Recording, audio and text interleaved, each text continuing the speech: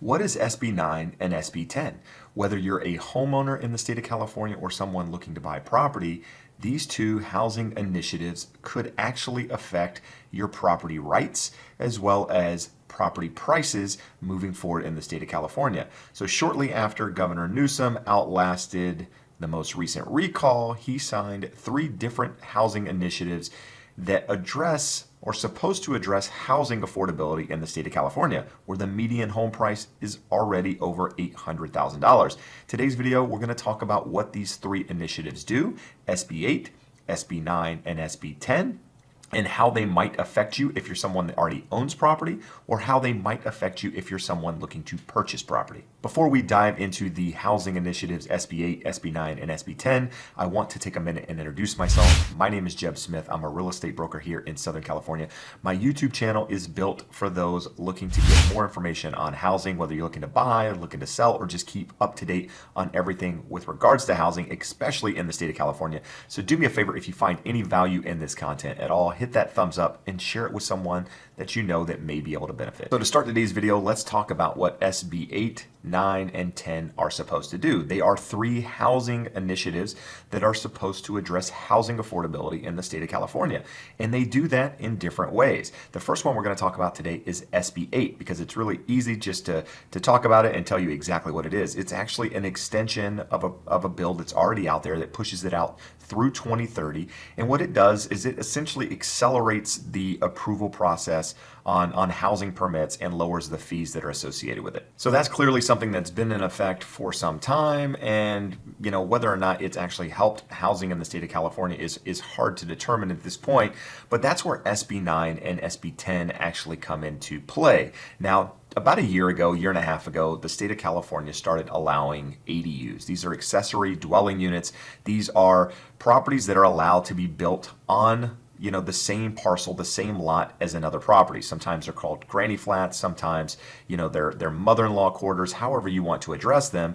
And, they're small properties that are allowed to be built. And what they were supposed to do is help with the housing crisis in the state of California. We're behind with regards to new construction. We're behind with regards to the number of homes that we need in order to meet demand with regards to population and migration patterns and what have you. And so building the ADUs was a form to help out with that, right? You could build these on a property. You could allow family members to move in there and or in some cases rent them out. But a lot of what I see personally with regards to the ADUs has been from an investment standpoint. People go in, they buy a single family home with a bigger lot, they build an ADU in the back, they rent out that ADU, they bring in additional income to help subsidize their own mortgage. And in many cases, these properties with the larger lots or that have the ADUs are actually properties that are selling for quite a bit more money than other homes in the neighborhood, because it has that income potential. It has that potential to build an additional unit that could bring in income.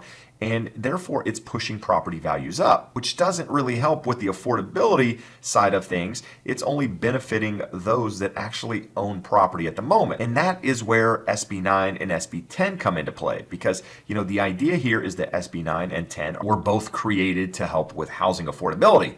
But I see somewhat of the opposite taking place. But let's address what they are first, and then we can talk about maybe some of the cons or the negatives that could come from these, down the road. So SB9 essentially allows you to split a parcel into 2 parcels. For example, let's take a 6,000 square foot lot. You can subdivide that lot into 2 3,000 square foot parcels, and on each one of those parcels, you can have a residence. So you can essentially have a duplex on a single family lot. It essentially does away with single family zoning in the state of California. The majority of lots in the state of California are zoned single family only, which means up until this point, you could only build a single family home on those lots. If you wanted to build a duplex or a triplex or a fourplex, those lots had to be zoned R2, R3, R4, or something larger if you wanted to do, more of a multifamily. But this passing of SB9 essentially does away with the single family zoning and allows you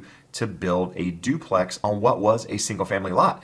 But here's the catch. Each one of those homes you build can also have an ADU. So you can have, a property on each one of those 3,000 square foot lots that I mentioned, assuming that you meet, the building codes and regulations and what have you. And each one of those properties can also have an accessory dwelling unit with it. So in theory, you could actually build 4 units on a lot that was zoned for a single family home. Now you can see the direction that I'm going with this, which we're going to talk about in a minute. But my understanding of this is it more or less supersedes any of the rules and regulations, the building codes that are out there at the moment.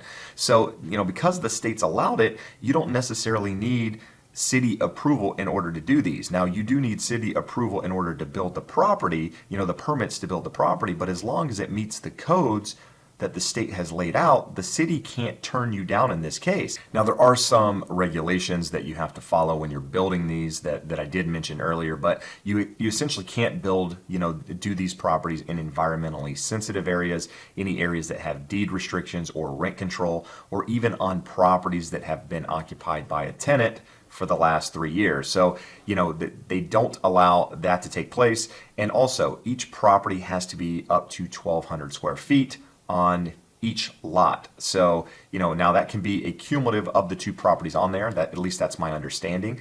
But 1,200 square feet is the smallest property that you can build between those 2 properties on each lot, assuming the ADU is on there as well. And you also have to sign an affidavit that you're going to occupy that property for at least the next 3 years. And the reason they're doing that is because otherwise what you would have is a lot of people, investors out there buying properties, building these duplexes, if you will, and renting everything out, or in some cases, building them and then selling them.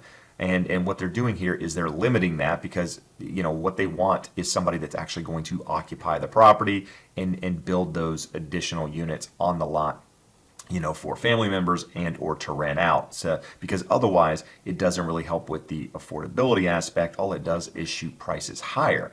And that's my concern, amongst other things, is that you have, people coming into neighborhoods, maybe living in the property for a couple of years, 3 years in this case, or saying that they're going to live in the property for 3 years and building these duplexes. And, these are tracts that are built for single family homes, where typically people park in the driveways and or the garages. And, you could even have an association in some of these cases, and this law actually supersedes that. You could actually come in to an area that has an association that doesn't address this, and they could build these duplexes, and or up to 4 units on a lot if the lot size is big enough to meet the city codes. So there's a lot of concerns there, because not only is it really not helping a housing affordability, because what it's doing is it's, a homeowner is there building, additional property on their lot, which in some cases is increasing their value. So it's really increasing the value of the people that already own property, right? These aren't new people buying properties. These are people that already own property. They're building on a lot that they own, creating additional revenue, or creating, a duplex in some cases, which in theory creates more value. But at the same time, it could hurt the values of homes in neighborhoods. You could have people not want to move into a neighborhood that has a bunch of multifamily type properties, because of parking, because of noise, because of, there being a bunch of renters coming into a neighborhood that was predominantly owner occupied. Whatever the reason is, it could affect the values in that neighborhood, maybe in a negative way. And so, and I don't really understand here how it really helps with affordability, because, there's nothing on here that says that anyone building these has to rent them for a certain amount, or that they have to be deemed lower income or affordable or what have you. These people building them can charge whatever rents they want. And so while that might take, a renter out of a unit that presently rents for less, and now they can rent for more, and it opens up that property, for someone else, the unit that they were renting, I don't really see that taking place. I mean, if you start building new construction, depending on what what is built and, what these people want to charge, I don't really see how that changes anything. I see this is more of a negative in many ways. I think it's going to hurt property values in a lot of these neighborhoods, and or it's going to benefit the people that already have money, the people that already own property, and allow them to build more property on their lots, which increases their net worth and really doesn't do anything for renters and or those looking to buy property. And then take into consideration, a property that has the potential to build, a duplex or triplex or even a fourplex on, you're likely going to have investors wanting to buy that property because they see the potential in it. And so if an investor sees the potential in it versus, a first-time home buyer, a lot of first-time home buyers don't have the funds to build these additional units on a property. That's only going to come from investor money. And so you're going to have investors looking to bid against, potentially first-time home buyers on these scenarios where there is potential there. So I think in some ways it might hurt the first-time home buyer, even though an investor is buying it and they're supposed to live there for 3 years. We all know that that's not going to happen in every case. So I don't really see this playing out the way that they think it's going to play out, but at the moment, that is what SB9 is, as well as some of the cons are my thoughts on it. And lastly, SB10 allows cities to zone for smaller, lower cost housing developments and bypass the environmental review process and build up to 10 units on smaller single family lots. So it works for cities to be able to build smaller, lower cost housing to address the housing crisis. For many of you out there, not really going to benefit you. SB9 is more of what you're concerned with. I'd love to know your thoughts on SB9. How do you see it playing out? Do you see it as a benefit? Do you see it as an issue? If you're a homeowner out there, how would you feel if somebody, your neighbor, decided to start building, units on either side of you? Do you feel like that's a positive for your neighborhood or a negative? Or maybe you're an investor or a buyer. What are your thoughts on it? Would love to know.